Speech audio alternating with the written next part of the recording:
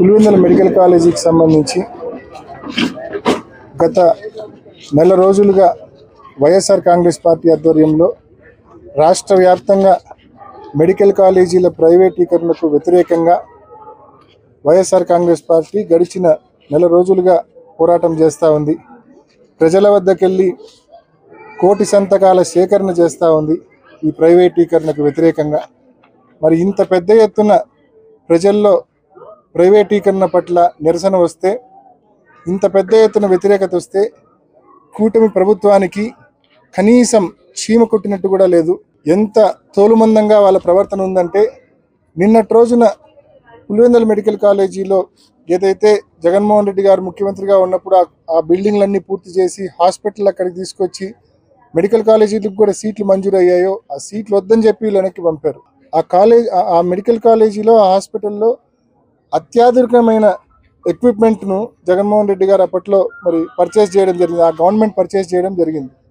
ఇవాళ ఈ కూటమి ప్రభుత్వం వచ్చిన తర్వాత నిన్నటి రోజున ప్రభుత్వము పులివెందుల్లో ఉన్న అత్యాధునికమైన మరి పరికరాలన్నీ కూడా, ఎక్విప్మెంట్ అన్నీ కూడా గుంటూరు కని కర్నూలు కని వాళ్ళు షిఫ్ట్ చేస్తూ ఉన్నారు. అంటే నేను అడుగుతా ఉన్నా, ఇంత ఘోరమా? నెల రోజులుగా ఇంత పెద్ద ఎత్తున ఈ ప్రైవేటీకరణ పట్ల మేము నిరసన తెలుపుతా ఉన్నాం, ప్రజలు నిరసన తెలుపుతా ఉన్నారు. దానికి మీరు స్పందించకపోగా మళ్ళీ పులివెందుల మెడికల్ కాలేజీలో, పులివెందుల ఆసుపత్రిలో, మెడికల్ కాలేజీకి సంబంధించిన జీజీహెచ్లో, గవర్నమెంట్ జనరల్ హాస్పిటల్లో ఉన్న పరికరాలను కూడా, అత్యాధునికమైన పరికరాలను కూడా ఇక్కడ నుంచి మీరు షిఫ్ట్ చేసి వేరే చోటికి షిఫ్ట్ చేస్తూ ఉన్నారంటే ఈ ప్రాంతం పట్ల, ప్రజల పట్ల ఎంత నిర్లక్ష్య వైఖరితో మీరు ఉన్నారని చెప్పడానికి ఇంతకంటే వేరే ఉదాహరణ అక్కర్లా. పులివెందుల ప్రాంతంలో ఉన్న సోకాల్డ్ ఈ టీడీపీ నాయకులు, ఇన్ఛార్జి, లేకుంటే ఈ జిల్లాకు సంబంధించిన టీడీపీ నాయకులు, వీళ్ళందరినీ కూడా నేను గట్టిగా అడుగుతా ఉన్నా, ఎంతసేపు ఈ జిల్లాలో అన్ని నియోజకవర్గాల్లో మీరు అధికారంలోకి వచ్చినప్పటి నుంచి ఎంతసేపు డీలర్షిప్లు బీకినామా లేదా, వైఎస్ఆర్ కాంగ్రెస్ పార్టీకి సంబంధించిన ఫీల్డ్ అసిస్టెంట్లను బీకినామా లేదా, లేకుంటే అంగన్వాడీ ఉద్యోగులు బీకినామా లేదా, లేకుంటే యానిమేటర్లు ఉద్యోగాల నుంచి బీకినామా లేదా? ఈ కాదండి మీరు చేయాల్సింది. వైఎస్ఆర్ కాంగ్రెస్ పార్టీ కార్యకర్తలను హరాస్ చేయడం ఇది కాదండి మీరు చేయాల్సింది. ఇట్లాంటి చేతనైతే 4 మంచి కార్యక్రమాలు మీరు చేయాలా. మెడికల్ కాలేజీ ప్రైవేటీకరణ ఆపే దిశగా మీరందరూ కూడా పోయి మీ ప్రభుత్వంతో కొట్లాడాలా. ఆ పని చేయరు.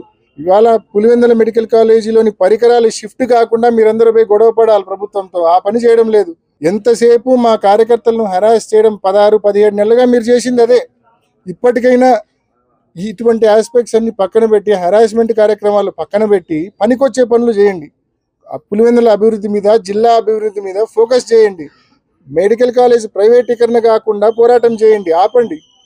మెడికల్ కాలేజీలో పరికరాలు షిఫ్టింగ్ కాకుండా, వేరే చోటకి షిఫ్టింగ్ కాకుండా అడ్డుకోండి. కొంచెమన్నా మీరు ఉన్నారని చెప్పి ప్రజలకు కనీసం తెలియజేయండి. ఎంతసేపు హరాస్మెంటే కాదు. కాబట్టి ఖచ్చితంగా ఈ ప్రాంతానికి సంబంధించిన తెలుగుదేశం పార్టీ నాయకులు కూడా దీన్ని సీరియస్గా తీసుకొని ఖచ్చితంగా వాళ్ళ ప్రభుత్వంతో కొట్లాడైనా సరే ఈ మెడికల్ కాలేజీ ప్రైవేటీకరణ ఆపాలా. అదేవిధంగా పులివెందుల మెడికల్ కాలేజీ మన జీజీహెచ్కి సంబంధించిన ఏదైతే అత్యాధునికమైన పరికరాలు షిఫ్టింగ్ జరుగుతూ ఉన్నాయో ఆ షిఫ్టింగ్ కార్యక్రమాన్ని కూడా పూర్తిగా ఆపి ఆ పరికరాలు ఇక్కడే పూర్తిగా వినియోగంలో తీసుకొచ్చే దిశగా కృషి చేయాలని చెప్పి ప్రభుత్వాన్ని గట్టిగా డిమాండ్ చేస్తూ ఉన్నాం.